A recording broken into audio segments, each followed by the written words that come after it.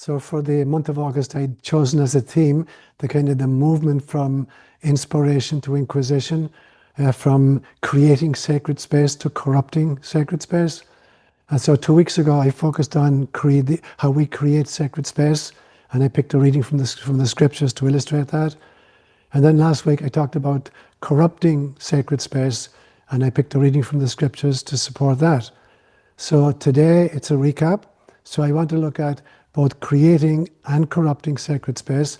And I was casting about for a reading that would address both of them. And I found it. Here it is. It's called Threshold. A clearing in the forest, a circle of stones, the hush before a prayer.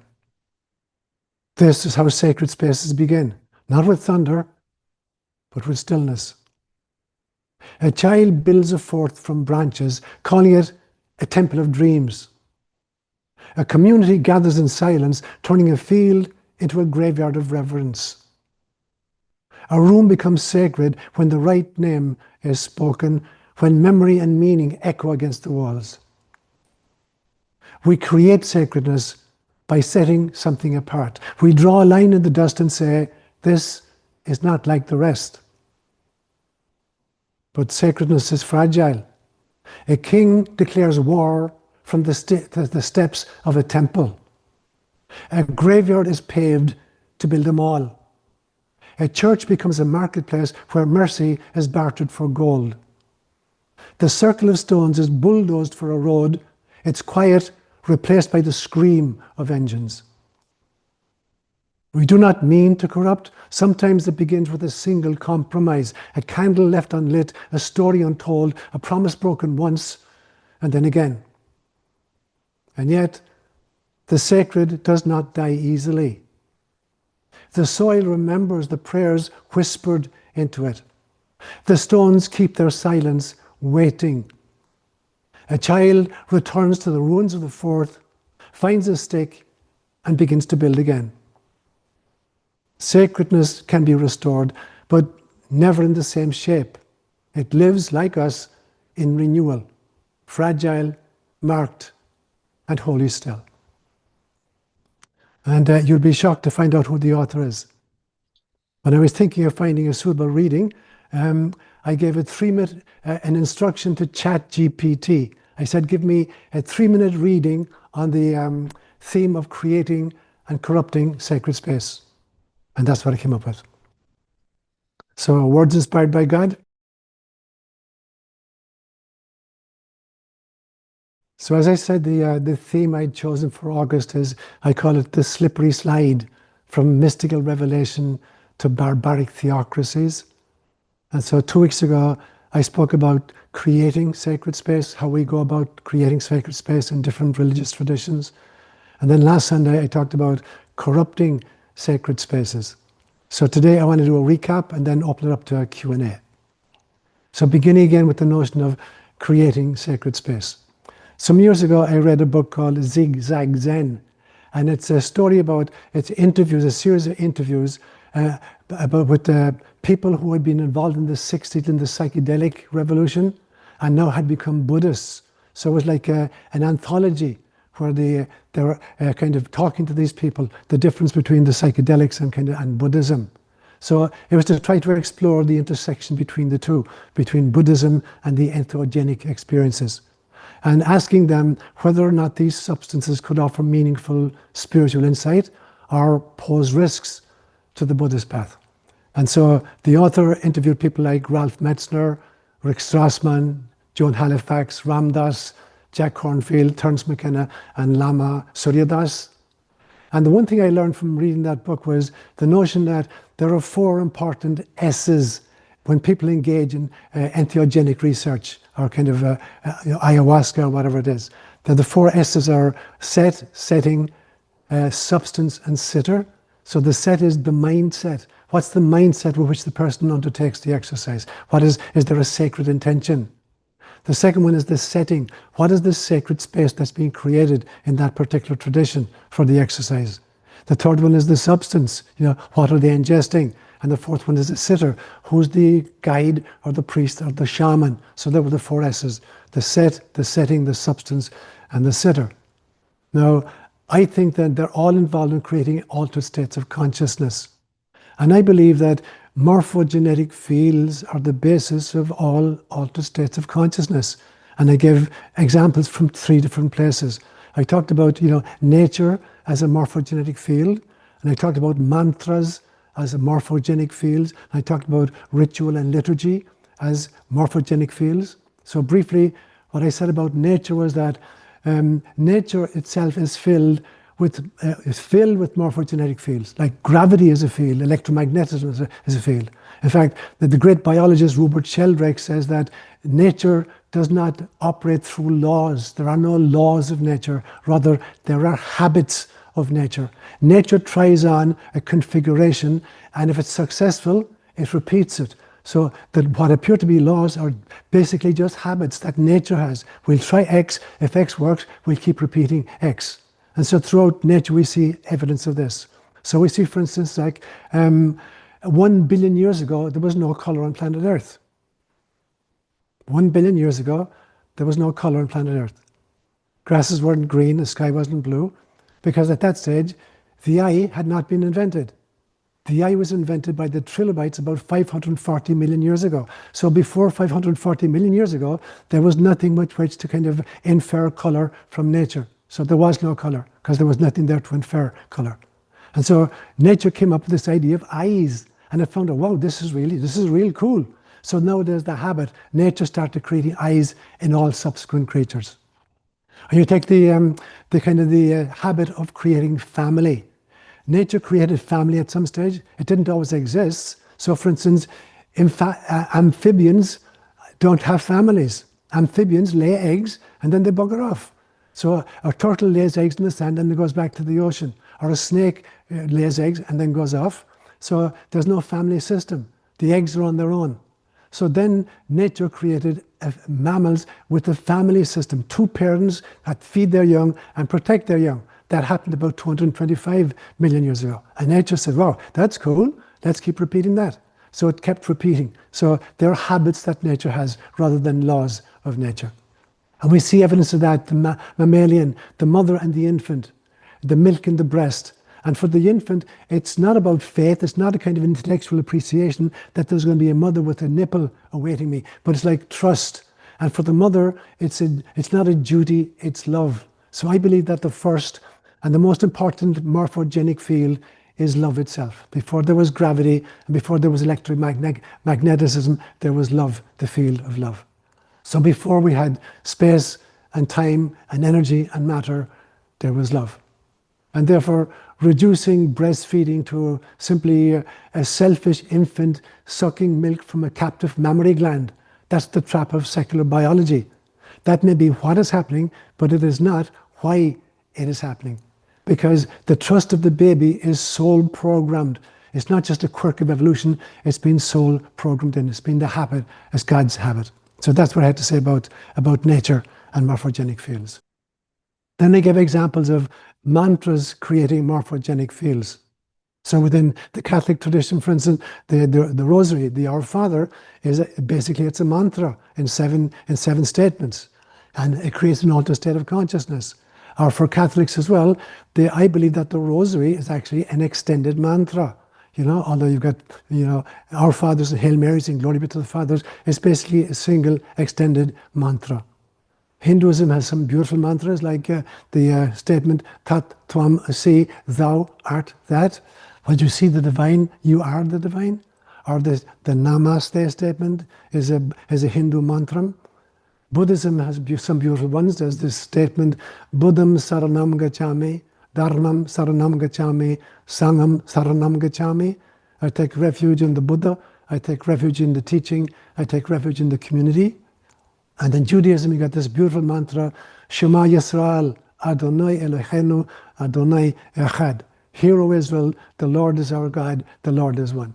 So mantras can be a really powerful morphogenic field, creating spiritual habits for us. A more extended version then, I believe, is ritual and liturgy. Because every level of the body, all the ways from the physical to the etheric to the astral to the soul, has its own kind of receptors for divine inspiration. And so physically, sound and light and smell and taste and touch and the gestures, kind of create sacred space. So the sign of the cross, or a genuflection, or standing at some stage during the liturgy, or sitting, or kneeling, and within Judaism, the notion of davening, or for the Sufis, the whirling dervish, or dancing, or bowing, or beating the breast. All of these kind of, at the physical level, there are ways of creating morphogenetic fields for ritual. At the etheric level then, there's the energy created by thoughts and by words, by tulpas and halos and egregores.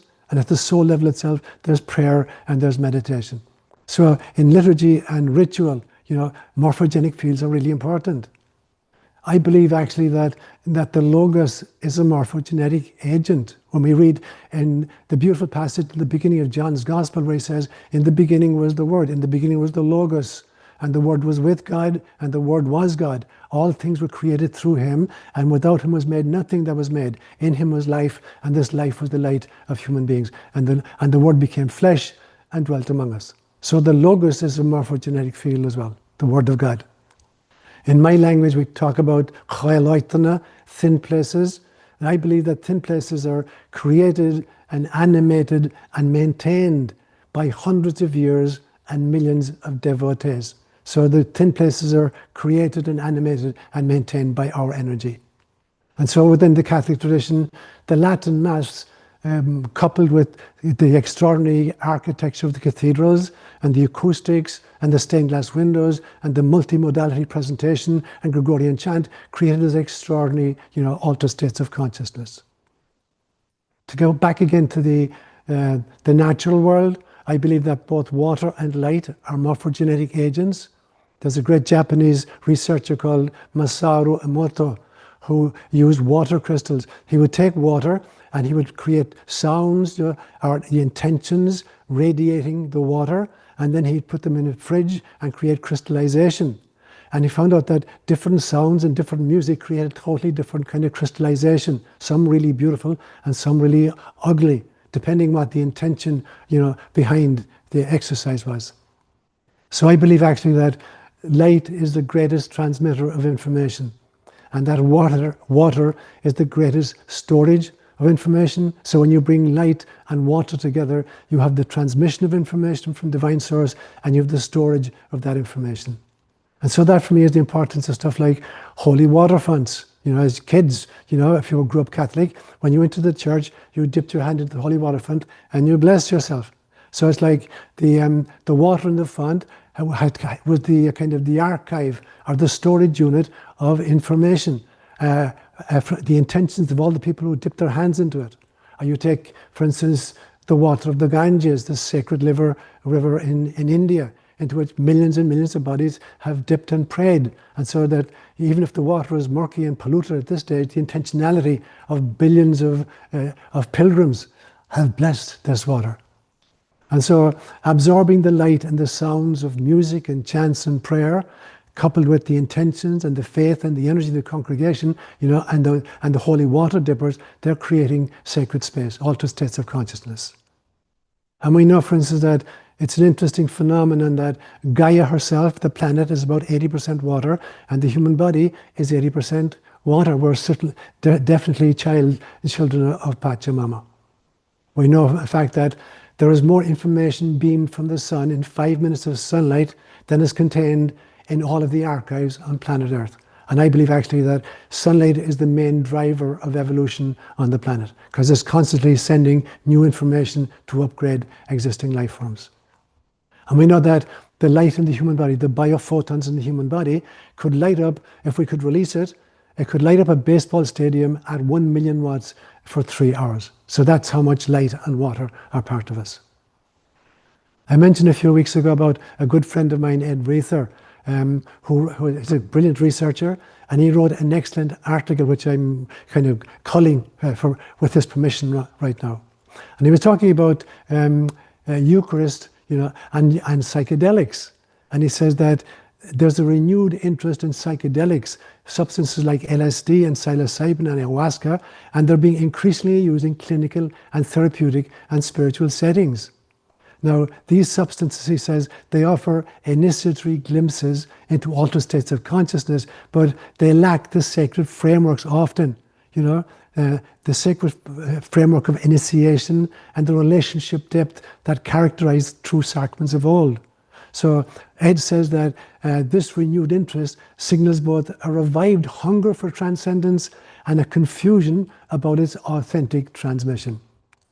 So the sacraments of the ancient world then, including Eucharist, were not just stories, they were technologies of transcendence. And I believe that the test of any true spirituality and of any mystical ritual is that it be a technology of transcendence. How are you being transformed by taking part in a Eucharist or in a meditation? So that's what I said 2 Sundays ago about creating sacred space. Last Sunday then I focused on the idea of corrupting sacred space. So some religions create awe-inspiring environments in order to create or to induce altered states of consciousness. But then they go on to corrupt these sacred spaces with rules and laws and fear and anger and crusades and inquisitions and even the threat of eternal damnation in hell. So there's so much effort put into creating powerful, mind-altering religious technologies only to use them for dark purposes. So I believe that there are 9 stages separating inspiration from inquisition. And these are the stages, I believe. The first is a divine inspiration. Second step is some charismatic prophet begins to speak about based on this divine inspiration.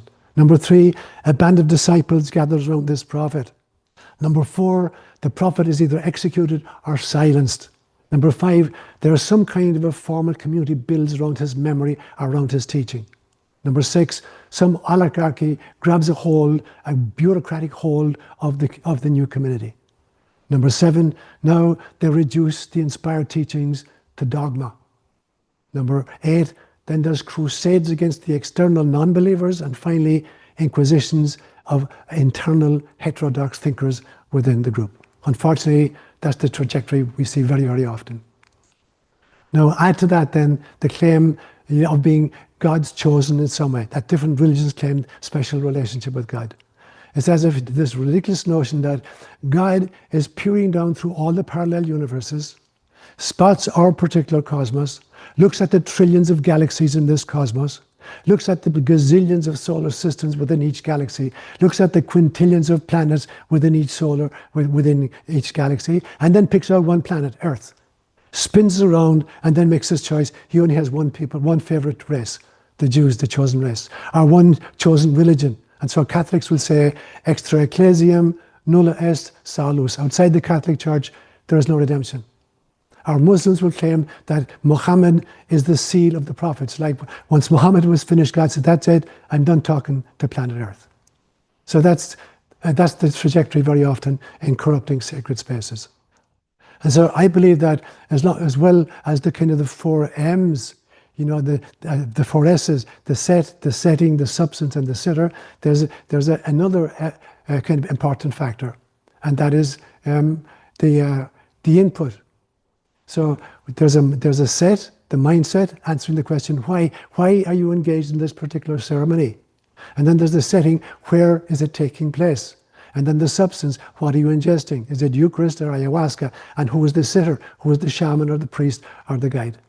Now, the 5th component then is the message or the dogma injected into that sacred space. And when I look at the systems of the world, the religious systems of the world, I see at best it's indoctrination into some kind of a human ideology, having nothing to do whatsoever with the divine inspiration that set it off. It's just pure indoctrination into a particular human ideology.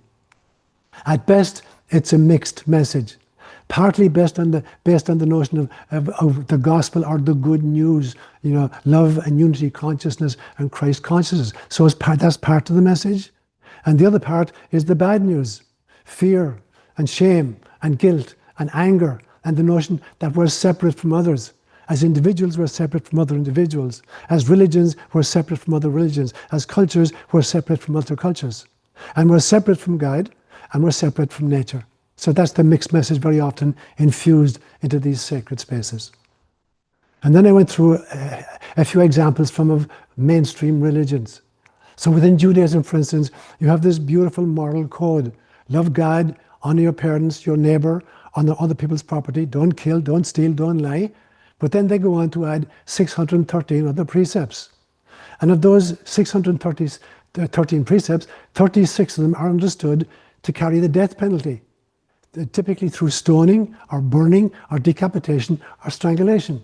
So what will earn you the death penalty among these precepts? Here are some of the crimes warranting a death penalty. Idolatry, worshipping another god.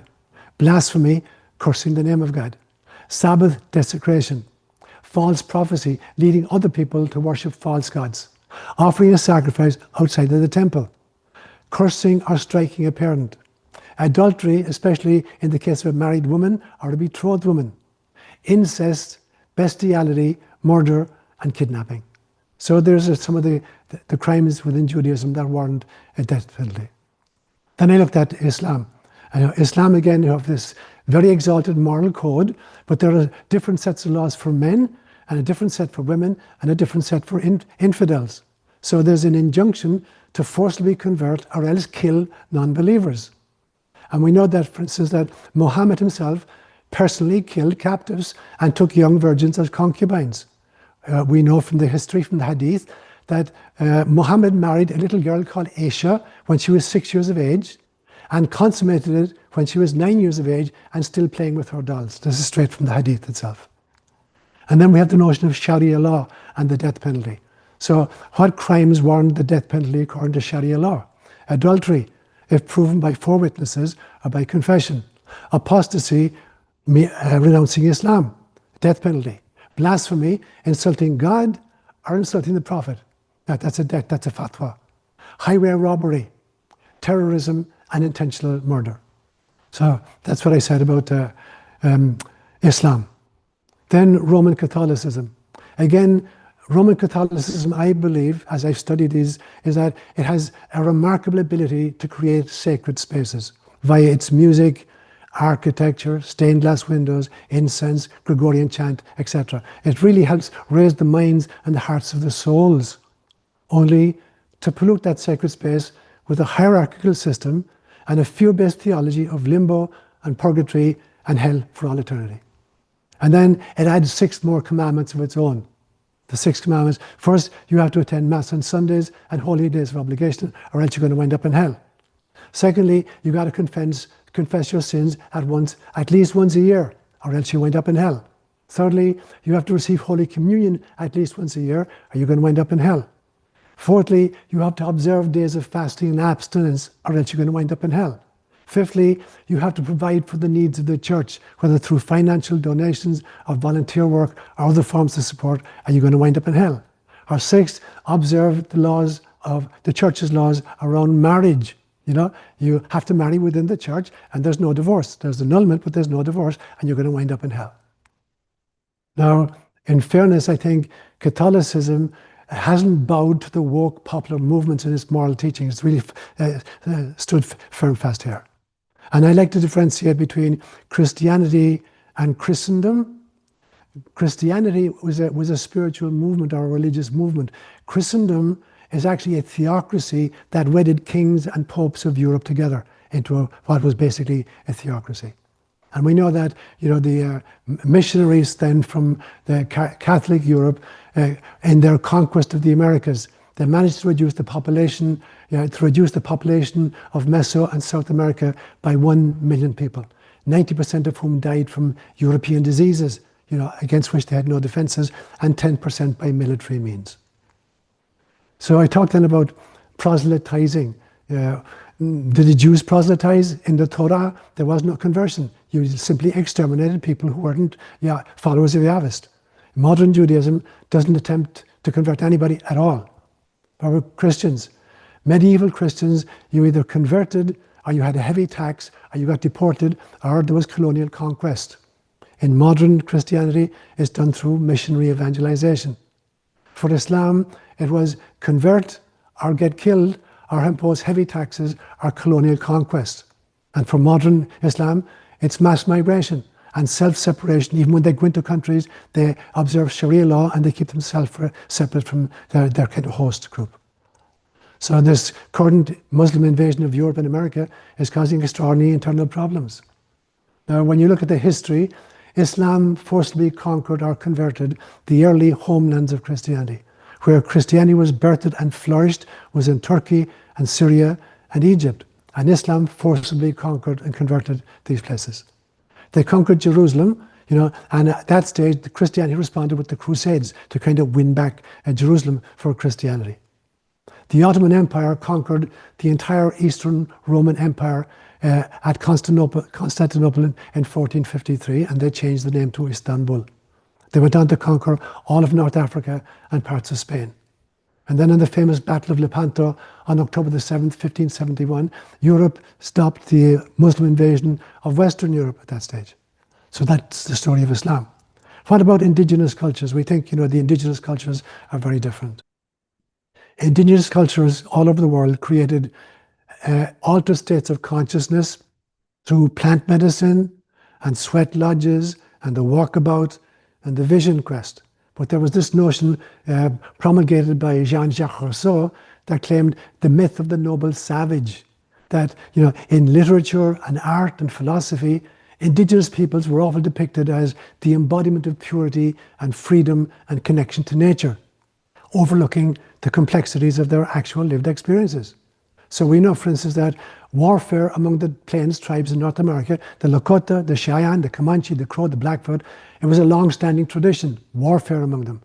Intertribal conflict and torture were part of life, deeply embedded in their social, cultural, and spiritual systems long, long, long before European colonization. Several Mesoamerican civilizations practiced human sacrifice as part of their religious and political systems. And this was not just one isolated group, it was widespread among cultures and across centuries. So the Aztecs, for instance, are very well known for large-scale human sacrifice, based on the belief that the sun needed human blood in order to rise every day. And the victims were either war captives or slaves, or sometimes even volunteers. And the method of execution was they would remove the beating heart from a living body, just literally pluck it out and offer it to the sun. Or else decapitation, or gladiatorial combat followed by sacrifice, or by drowning and burning, depending on which deity was being honored. The Mayans had an extraordinary civilization. They built cities and pyramids and palaces and observatories and developed complex systems of writing, of mathematics, and of astronomy. And their classic period was from about 250 of the Common Era to 900 of the Common Era. But they practiced human sacrifice for religious and political purposes. The sacrifices were offered during royal rituals or calendar events or crises during droughts or eclipses. And the heart removal and bloodletting were common sacrificial forms. So in conclusion, what I'm saying is that these beautiful systems that created altered states of consciousness, what did they do once they created the altered states of consciousness? They corrupted them very, very often. Now the good news is that there was always a core that managed to survive. So within Islam, you had Sufism that survived, this beautiful mystical part of Islam. And within Judaism, you had Kabbalah, this extraordinary mystical system within Judaism. And with Christianity, you had Mariology and mysticism being held. And so what I would finish up by saying is this, that all of the great inspirations warn us. Hinduism says, if you meet the tracks of religion in the desert, follow them. But don't go where they're leading, rather go back to where they've come from. And Buddhism will say, if you meet the Buddha on the road, kill him. And Maestro Eckhart would say, I pray daily to God to rid me of God. So our job in our times is to try to create sacred space and sacred time in your home and in your day, but be careful not to corrupt it by focusing on fear or anger or anxiety. Namaste, my brothers and sisters. What you say is so powerful and resonates. I was in church in the Gambia visiting with my mom. And at one point, they announced the communion was only for Catholics. And God just whispers gently to me, they don't know how to share the Christ. Another time, they brought out, I think it was the Blessed Sacrament, and everyone adores it. And God says, how different is this from the golden calf?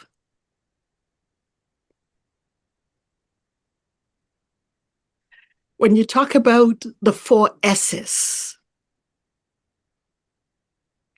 and you think about the Last Supper, who was the sitter? Who was the shaman?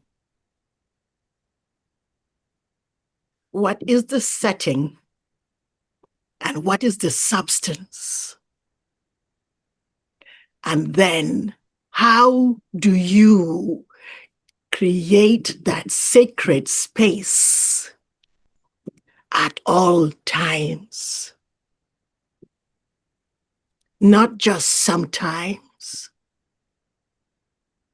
Not only when it works for you. Constantly consuming and sharing the Christ without exception. That humility, that grace. Thank you. A million thanks. Beautifully said, Adele, and you're absolutely right. It was really heartbreaking to me to kind of take your points in sequence. It was heartbreaking to me as a priest that I was expected to exclude people from the communion service. It's like you invite people to your home to have a party, and then you tell some people, you're not allowed to eat the food. You can watch the rest of us eating, but you can't eat. So the notion that you can exclude anybody on any basis, that Christ who came for everybody is going to exclude anybody from the feast. So I began announcing in the church in Palo Alto 30 years ago, everybody present is welcome to come and receive communion with us. It's not a question of worthiness or unworthiness. Secondly, the notion of adoring something in a monstrance, a golden calf, the failure to realize that every single one of us is divine, and that the monstrance is supposed to be a reminder that not only was Jesus divine, but the guy in the seat in front of you is divine, and the woman at your elbow on the right is divine as well. So can you look around you, not just look at the monstrance, but look at the people and see the divine in them? So you're absolutely right. And so it's that realization that Christ came not to be worshipped, but to be imitated. He came as a prototype and saying, this is what is possible. Even in this dense three-dimensional reality, it is possible to love unconditionally and to forgive and to be a healer. That when we have the ability to kind of surf our own reincarnational history, and we realize that we've come from very different dimensions where we had different abilities. And now if we have what Christ calls the faith, I would say more trust than faith, because faith is a kind of a mental kind of acceptance. Trust is a heartfelt connection. That when we have that connection, we see miracles around ourselves, healing miracles around ourselves. So it's the ability, it's the namaste of Hinduism. The God in me recognizes and honors the divine in you. And so whether I'm looking at a monstrance on it in front of the tabernacle in a church, or I'm looking at my sister beside me, if I have eyes to see, there is only God. There is only God and there is only love. Everything else is make-believe. Thank you, my sister. Yes, Seán, I want to thank you very much for your wise words. I just wanted to say or share that when I was a senior in high school, I belonged to a church that I truly enjoyed attending, and the youth minister, who I really loved and I thought was a wonderful person, but the fathers of the church decided he was not Christ conscious enough, and so they sent him away. And basically told me that if I did not accept Christ as my savior, that I would be going to hell, which upset me a little bit. Absolutely. But the thing is, my parents taught us to actually think for ourselves, and I knew that Christians were only maybe 40% of the Earth's population, and I could not accept that this God would make these people, and that 60% of them would not be allowed in the house of God. And so I must admit, I left the church, did not go to a set religion until actually my wife brought me to Palo Alto to witness your homilies, and so I want to thank you for doing that and bringing out a lot of this stuff. It's just the idea that all these people are not worthy is just tugs my heart, just drags me out. I just can't accept it. But so thank you very much, Seán. Appreciate it. That is beautiful, Bill, and you're absolutely right. And you said sometimes we even understand that when we're little kids. You were in high school, when it became very obvious to you. But I've come across little kids 5 and 6 years old who've been exposed to kind of Sunday Christian teaching. Asking the same kinds of questions. How could a loving God, send 60% of the world's population to hell, through no fault of their own?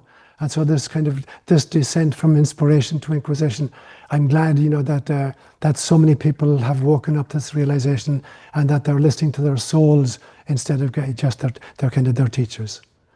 Well said, Bill. Thank you.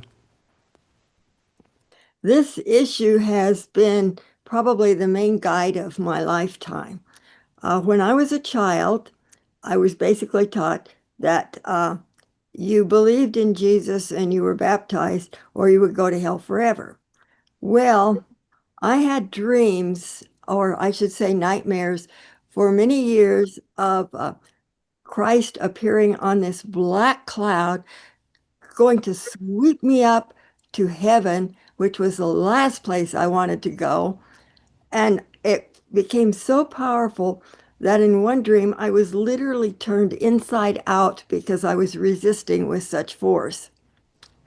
And I think what it's brought me is it's been an enormous challenge to question everything that I'd been taught and seek who was this supposed Christ that first tortured us for not being Christian and then made us live forever in this place that with jeweled floors and it like in a church forever. To me, that was just hell light. Right. Yeah. There was no choice, and I came to the point of feeling like it was a major cruelty just to be born, to have children. And the only thing I can think of at this point is we are presented with this challenge that cannot be solved until we upscale our sense of community, our sense of who God is, who we are in creation, because I truly believe that creation is not something that happened, it's something that is happening always. And I have my slide backs every so often where I feel sorry for myself, like, why was I born into this anyway? But, I do also believe we all volunteered to be born into this planet, to be challenged with this particular extreme obstacle, and to somehow find our way through it, even if it takes lifetimes. Right. So I think you put your finger on it right there, Marty. So what you said is really beautiful. And it's another instance of kind of the indoctrination and the ideology that's been substituted for sacred space. And you put your finger on the very last statement you make, the many lifetimes. I'm more and more convinced that all of us experience many, many different lifetimes, not just even on planet Earth, on different planetary systems and in different dimensions. And as I think more about it and meditate more about it, I'm totally convinced that the really great teachers, that Mary, the mother of Jesus, and Jesus himself had many, many different lifetimes and experiences at different stages and different dimensions and different levels of consciousness, and also on planet Earth, in different parts of the planet at different stages. So that Mary wasn't just this kind of innocent little country girl, suddenly kind of befriended by an angel Gabriel and says, "Would you agree to be the mother of the Messiah?" That Mary had been prepared for, for many, many, many incarnations in preparation for her sacred task of birthing the Christ child, as had Jesus, and as every one of us. And the realization then that we get as many lifetimes as we need, in as many planets as we want, in as many dimensions as we care, in order to prepare our soul for the realization that there is only God and there is only love. Everything else is bullshit. I also want to thank you, Father Seán, for your care and instruction, because I also had a really wasn't instantly clarifying experience, but it was a terrifying experience, and of just falling through space with nothing. Mm-hmm. And it was shattering, Mm-hmm. and went on for weeks. And maybe some little part of it still goes on. And it led me to, deep reading in the mystics. And, Teresa of Avila basically saved me. I needed a construct to handle it. And then to the study of Dzogchen, so that I just knew I somehow had to experience that emptiness in a different way, or I would never be sane. And it was so terrifying. And I mean, there was no I, there was no God, there was nothing except me screaming all the way down and no sound. And ultimately, I returned to Christianity as I understand it, because it was easier for me. The referents were easier, the metaphors were easier, I got it. And I had profound experiences reading the word. Let me just respond to two things that you said, which really kind of alerted me. I have a theory about you're a mother. You know what it's like to have a child. I think a mother is tuned to the different kinds of cries a baby makes. There's a cry when the child is hungry. There's a cry when a child is in pain. And there's a special cry, I believe, where a baby wakes up in the middle of the night in a sensory deprivation chamber. The room is at body temperature. There's no light whatsoever. There's no sound in the house. The bottle has fallen out of its mouth, so it's not getting any information from any of its senses. And it freaks out. It's literally in the no-thingness, in nothing. It's in the black space, and it's freaking out. And so it screams aloud. And now at least it's hearing its own voice. It's getting some kind of feedback, an acoustical feedback. And of course, then mother runs in, the light comes on, she grabs it, she puts it on her breast, and now the world is back to where it should have been. So I believe there's a special cry that a child makes when that happens. And I think there are times in our dreams or in life when we have the same experience, being in this total void. There is no feedback whatsoever to any sensorium. And the way it happened to me twice when I was in Kenya. And interesting, on both times I was giving retreats to other priests, and it was siesta time. And in Kenya, everybody kind of took siesta. And I couldn't wake up, like sleep paralysis, where my mind wakes and my body is totally incapable of moving. And it was a freaky experience if you had it. Happened to me twice more. And the second time it happened, I said, if this ever happens to me again, I will not struggle against it. I'll just see where it takes me. And the next time it happened, being nowhere, no feedback of any kind, and saying, stay there and see what happens. And then the realization that, there's a big difference between nothingness and no-thingness. No-thingness means you're in the fertile womb of all possibility. In the womb of the mother, where life is being gestated and carried and is going to be birthed.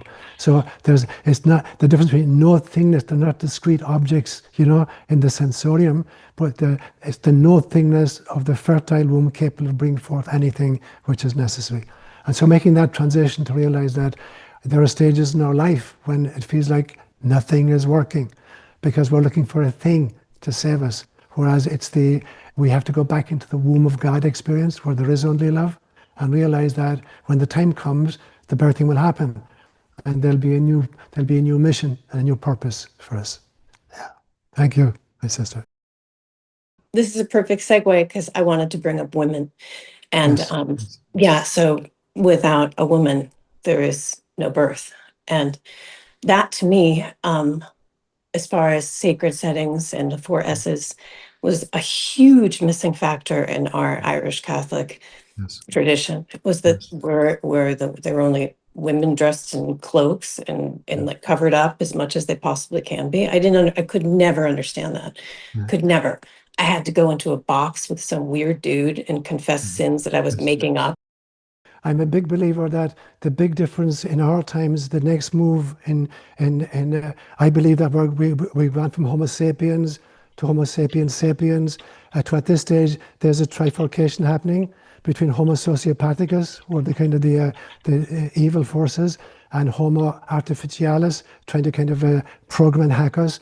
And the third group is, I call it Homo spiritualis. But Homo spiritualis is leading to what I call Homo mysticus, and then finally Homo Christus, and finally Homo Deus. And the reintroduction of the feminine face of God is exactly the force that's cracking open the egg of cosmic evolution at this stage. And so going back to people like Mother Mary, and the realization, as I said a little bit earlier, that Mary, the mother of Jesus, wasn't this just innocent little 15-year-old girl, somewhere in Israel, that the Abel Gibbs says, let's pick out somebody to birth the Messiah, and say, what about that lassie down there? She looks like a promising. Yeah. That this Mary, this soul that was Mary, had been prepared for countless incarnations in various elements, in various dimensions and worlds long, long, long before that. And that she and Jesus were twin souls who'd been together in different kinds of relationships, in different situations, moving the process of spiritual evolution along. And that the big shift in this time is the kind of coming into the public awareness that it is returned to the feminine face of God, and feminine values like intuition or like psychic abilities. That's what's going to crack open the kind of our fascination with left brain rational kind of thinking that has us stuck in the situation in which we are. So go back to your roots, go back to the feminine face of God, go back to Mary, the mother of Jesus, or Isis, or Kuan Yin, or whatever, reconnect with those and be a conduit for them to speak to us. Last week, you were talking about the corruption of sacred spaces, and you mentioned sin and evil. And what I wrote down for my notes was that sin was an individual breach of human law, and that evil was a cosmic conspiracy to separate souls from source. Right. Yeah. And then I wrote, and I don't know if you said this or if it was just what I was thinking, so, who knows? But I wrote, why evil for the... Yeah. And then I wrote, leads to sacrifice of life without consent, and even with consent, possibly with pressure or brainwashing. And so my curiosity that I would love for you to expand on is, if evil is a cosmic conspiracy, then is there any way out of it? Or is it just a part of the experience for us to live and love through and evolve as a player on the stage? Or are we here to actually annihilate the cosmic evil in the field? I'm so curious what your thoughts are. So I actually devoted an entire retreat to that very topic, Jane, I think maybe 3 or 4 years ago. So if you go onto my website and go back, I did 7 lectures on this, on the whole problem of evil, because as you can imagine, it's a very, very complex phenomenon. But to kind of just very, very briefly encapsulate it, my definition of evil, which I got in a dream, was that evil is a cosmic conspiracy using human intermediaries to separate souls from source. So it always needs players on this side of the veil as well, who'll make Faustine agreements that will trade our soul for power in this lifetime. So there has to be a human intermediary for that process to take place. So that's just one place. The second is the realization of free will. Once God kind of creates free will, then God has to work with the consequences. Whatever choices we make, God is not going to stop and say, no, you can't make that choice. Otherwise, it's not free will. Now, I differentiate between free will and freedom. Free will is the ability to do as I please. Freedom is the ability to do as pleases God. So that's an important distinction. And the realization then that, free will is not the ability to control the outcome, it's the ability to control the input. And so people think I'm not really free if I can't control what happens. That's not free will. That's manipulation and domination. So the free will has to do with the input I make. Now, the example I give, kind of a dumb example, if I decide to take up a sport, and I look at, for instance, baseball, and there's a particular kind of a stick, and there's a certain size of a ball, and there are a certain number of players, and there are certain rules. And then I look at soccer, it's a different size ball, there are different numbers of players, different rules. And then I go to NFL football, it's a different kind of ball again, different rules, whatever. And I decide which one am I going to play. And if I decide on a particular one, I can't import the rules from another. If I decide to play NFL football, I can't object that somebody tackle me, because in soccer you can't tackle anybody. So once I agree to the game, I can freely choose the game I want. But once I choose the game, I agree to abide by the rules of the game. So we have free will to choose incarnation in any planet, in any dimension, whenever we're with God. Totally free will to choose. Once we choose the game, we make an agreement. Okay, I will agree to play by the rules of the game. In a particular dimension, here are the rules. There's gravity, there's amnesia. I got a tiny little laptop between my ears. I have to create the notion of time. So there are the rules. I agree with the rules. And then with those kinds of rules, I have to try to find my way back home anyway. So these are some of the important distinctions in order to wrestle with the problem of evil. Because ultimately then, evil is the opportunity to grow, to exercise compassion, and to realize the difference between light and dark, and to take responsibility for my journey, not expected just to be yanked out of every problem by some kind of a divine angel guardian, so I don't get my hands dirty. So if you go back to that, I think it's 3 or 4 years ago, there's 7 whole lectures on the topic. It seems that the religions have a relationship with the Bible and its interpretation, which can be manipulated. Mm-hmm. But there's no relationship with God. It is the theology that does the manipulation, yes, not God. Please comment. Yeah, that's a brilliant point. And so the important thing then is, I created a term many, many years ago I call Mythish. And Mythish is the articulation of sacred wisdom in story form. And so we think that mythology is just made up mishegas, that primitive people try to use to explain stuff they don't understand. That is not myth, that is not Mythish. When as a young man, I collected 432 different proverbs in Ireland from the elders in a little village. And what I discovered was that stories are the archived wisdom of a culture, and proverbs are the one-line distillations of it.